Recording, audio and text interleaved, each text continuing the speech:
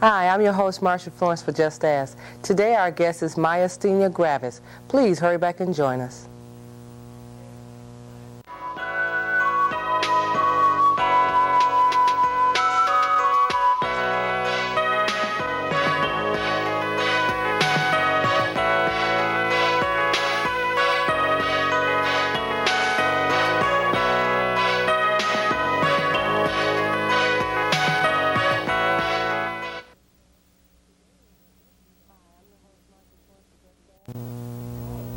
Hi, I'm your host, Marsha Florence for Just Ask. Today, as our guest, we have Myasthenia Gravis, the director, Debbie Kent, and a patient, Linda Kreinert. Hi, Linda. Hi, Debbie. Hi. Thank you for coming to the show. Well, thank you for having us. Thank you. I want to start off with, Debbie, let me ask you a few questions. Can you tell us and give us the history of Myasthenia Gravis? Sure. Why don't I start off by telling you a little bit about Myasthenia Gravis and about the Myasthenia Gravis Association. Okay. Myasthenia gravis is an autoimmune neuromuscular disease, and it is a result of a lack of communication between the nerves and the muscles. So although a person has healthy nerves and muscles, the communication isn't there, so their muscle isn't receiving that message, and they will have muscle weakness. The symptoms are very individualistic, but it does affect the voluntary muscles. And so someone may have drooping eyelids or double vision or drooping facial muscles, and that is what's referred to as ocular myasthenia, where it usually affects their eyes and their facial muscles.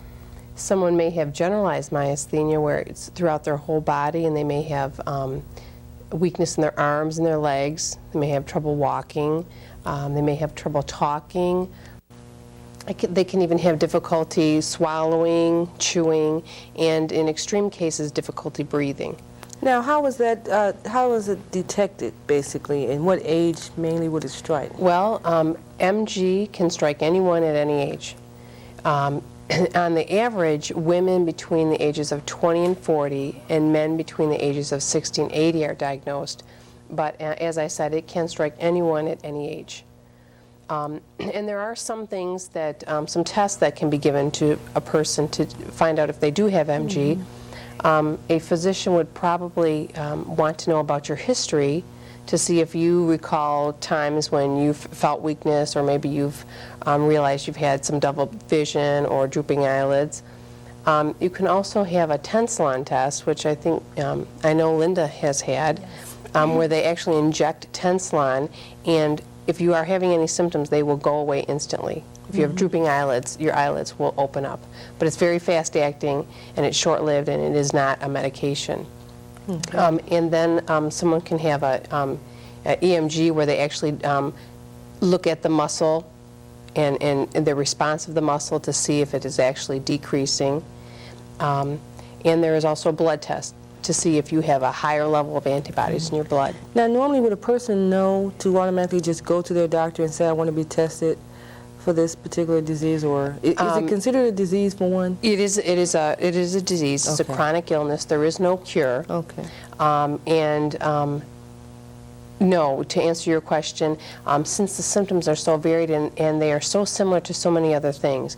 I mean, difficulty walking, difficulty talking, and that could be construed as a stroke. We've had people who have thought they've had strokes, people who have been accused of being drunk or high on drugs, and some people have very relatively minor symptoms, like maybe their eyelid drooped for a short period of time, and with rest, it went away. So it can be very difficult for even the medical profession to look for MG. And I know Linda had that experience. Definitely. I went for 4 years undiagnosed. I started off with ocular. My vision, I would have double and blurred vision. And on the onset, in the mornings when you get up, you're great. And of course you've rested all night long, and then as the day progresses, it would get worse, and by the time I would go to the doctor, of course they were in the morning, everything was fine. Okay. And then it progressed from ocular to I had symptoms of having trouble chewing and swallowing and weakness in the arms. Okay. And it took 4 years before I was actually diagnosed. And by that point, I thought I was losing my mind. It was like, what is going on? That's just like when you go to the doctor, no more pain at that point. And then, you know, when you get there, it's nothing's hurting. But Right. when you leave or whatever, it starts up and you want to just run back in the door and say, here it is, here it is.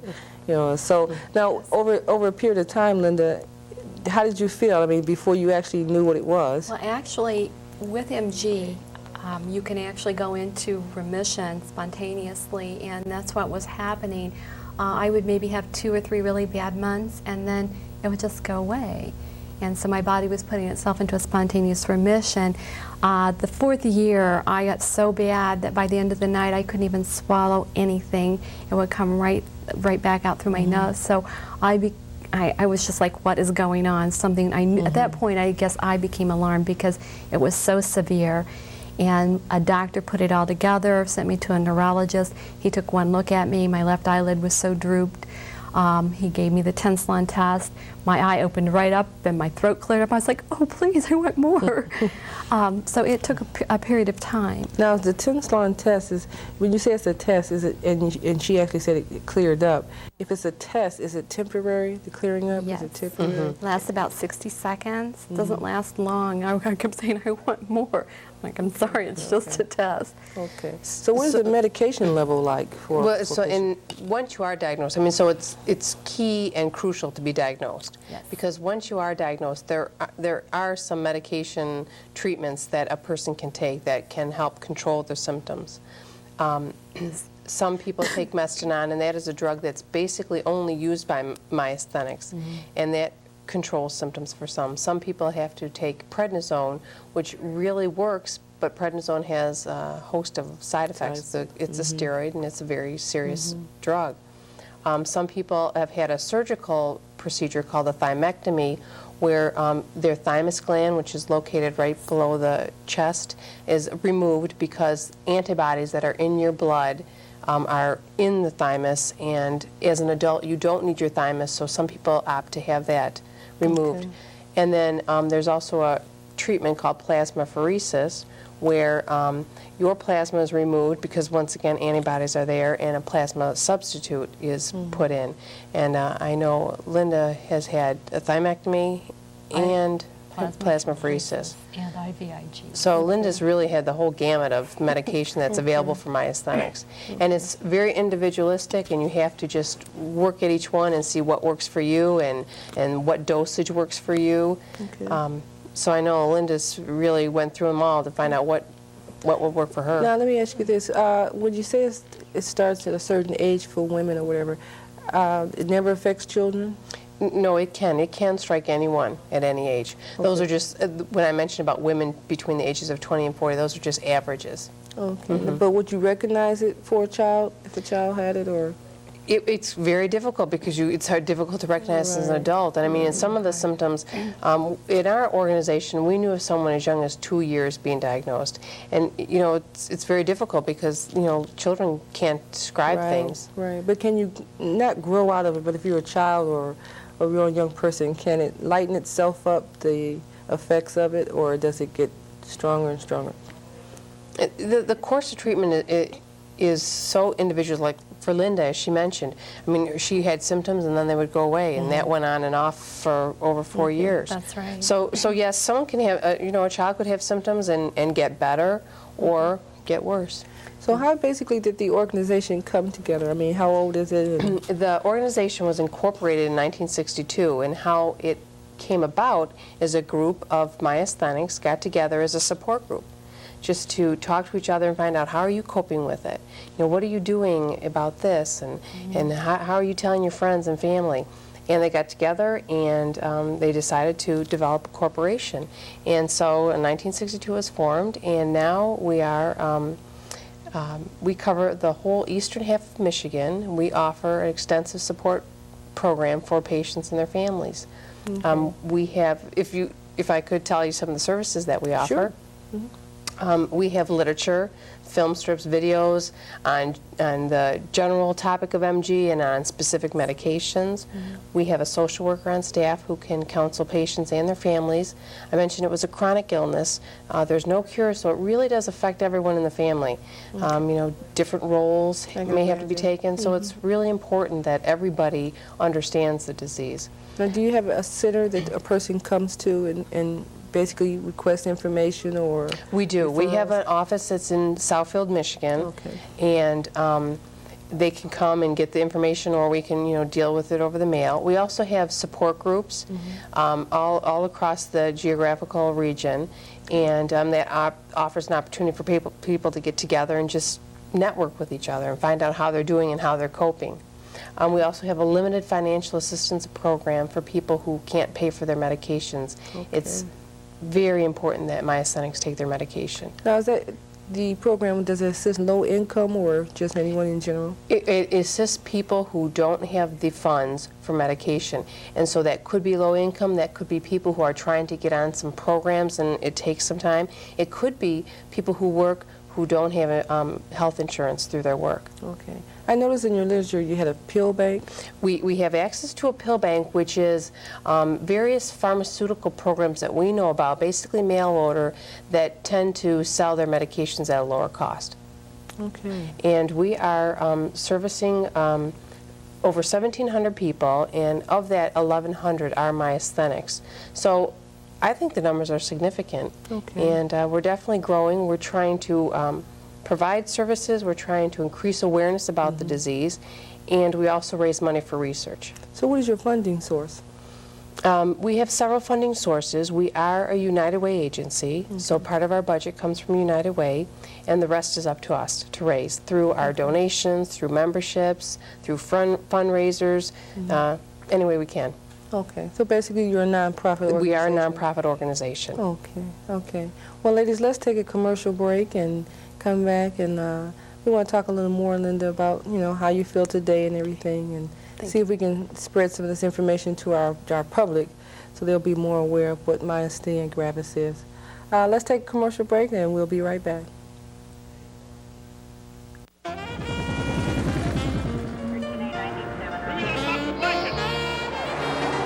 Pete Sampras comes up to serve. Jan Stevenson makes the drive. A.C. Green and Charles Smith pound the boards. Marcus Allen rushes up the middle. Jay Schrader with the touchdown. There are a lot of different parts to play in the American Red Cross. Play your part. Welcome back to the second half of the show. I'm your host, Marsha Florence, and we're discussing the symptoms and what is myasthenia gravis. Linda and Debbie, we were left off at a question about the funding sources, okay? And you were telling us that you all are nonprofit and things like that. Now let me ask you, how is it that a person comes in contact with the organization altogether? Okay, how are you discovered? There's a few ways. One, hopefully their physician knows about our organization and will tell the patient that we're here, because we don't offer medical advice, but we offer the complementary emotional, social support that's so important. Or we do try to do shows like this that will get the public more familiar with myasthenia gravis, so then if they know of someone that might have the symptoms, they might just think in the back of their mind, oh, you know, maybe MG. And so we're trying to do any kind of awareness that we can through the community, through both the lay community and the medical community. Okay, now the name of it itself, myasthenia gravis, you know, I was uncertain myself, could I pronounce it and everything, and I read up on the literature and then I understood clearly. But I would wonder, and let me ask you this question, Linda, if it's something that you don't see, when you're out in public or whatever, or your family, do you make people aware, or what is your, you know, way of handling it? Well, I think at the onset, your first initial reaction is to deny it. And I think you go through a denial period of even acknowledging that you have this disease. But with myself, I found that when I tell people about it, their first instinct is, oh, well, go exercise. But with myasthenia gravis, what happens is the more you use the muscle, the weaker it gets. So exercise does just the opposite. It weakens my condition. where a lot of people don't understand that, or they'll look at me and they go, well, you look fine, you know, what's wrong with you? Well, just because you don't see it doesn't mean that it's not very prevalent. It's like a roller coaster. Some days you get up and you feel wonderful, and the next day you can't even get out of bed, or you can't swallow, or you can't open your eyes, or you've got total double vision, you can't use your arms or legs. I've had my breathing affected.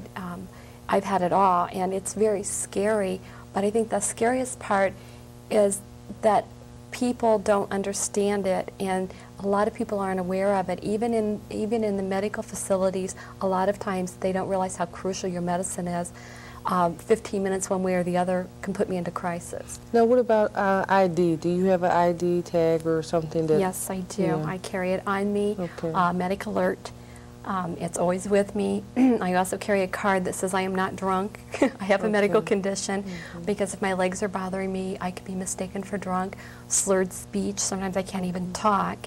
And yes, I want to look good. I mean, just because I have a chronic illness doesn't mean I shouldn't look good. I understand. You know, so I think that's really important, and I think that people need to be made aware that it is a real disease, and know that MG, just because you don't see it doesn't mean that it isn't real. That is one of the biggest problems that we have, I believe, generally in the world, is that we mistake things as something negative, you know, and yet we don't really ask questions. We just sniggle or look at people like they're just outrageous, when actually it could be a medical reason. And persons with disabilities and handicaps should not have to wear their situations, you know, on their shirt or whatever, but to keep down the noise, as I would say, you do try to make the people who are close to you aware, you know. And so I understand, you know, that because if you're out in a restaurant and something happens, you know, whoever's with you, they may understand right there at the table. They're like, okay, okay. Right. But the people in that area are looking at with embarrassment, like, what's wrong with her, or he shouldn't have her here, and that's bad. It's really bad, you know. Hopefully, when the audience gets a chance to hear and see this show, it'll help a lot of people out to understand that you can't just always assume that a person is being naughty in public, you know. So at this point now, do you work or anything, Linda? How was your day today? Currently, I'm on disability. I rested a lot today because I knew I was going to be here.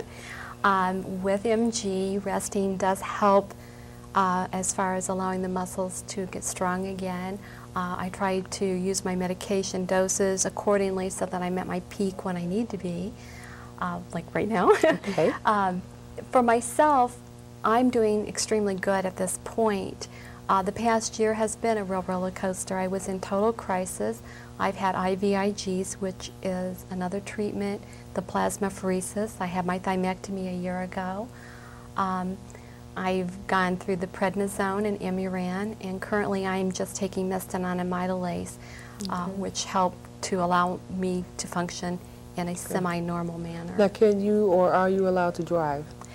That varies. I use common sense. If I'm having weakness in my arms or my legs, I do not. When my double vision is really bad, I do not drive at dark time. Okay. So that does vary from day to day. But currently, I'm doing much better. Do you have a lot of family support? No. My family's all in another state, so I'm here, but I have a lot of friends who support me. And I have to say, the MG Association has been absolutely wonderful. I've had MG for 13 years. I was diagnosed 13 years ago, and I went 4 years undiagnosed. But the association, my doctor did tell me about it, and I immediately made contact. They gave me an abundance of information that put my mind at ease. I went to support groups, and there I saw people just like myself that were fine. I mean, you looked at them, they were fine, other than when they're having a crisis or they're having problems. There are many factors that will cause the MG to worsen. Some of them can be over-the-counter medications, stress, cold, heat, humidity. There are a lot of variables that will make our symptoms I was wondering worse. about the weather. Did the weather affect you or not? You know, rather, because I'm sure in the heat, sometimes heat makes you sleepy or a little tired. So, is that a bad time? Yes. Really? Yes. Heat and humidity, even cold, can do the same. So, definitely the temperature has a lot to do with the disease. Like I said, there are just so many variables, even a cold. For most people, a cold or the flu, it's not that big a deal. I mean, it's an inconvenience for a couple of days. It can be life-threatening for a myasthenic. Okay. Now, Debbie, can you tell us how exactly you got involved?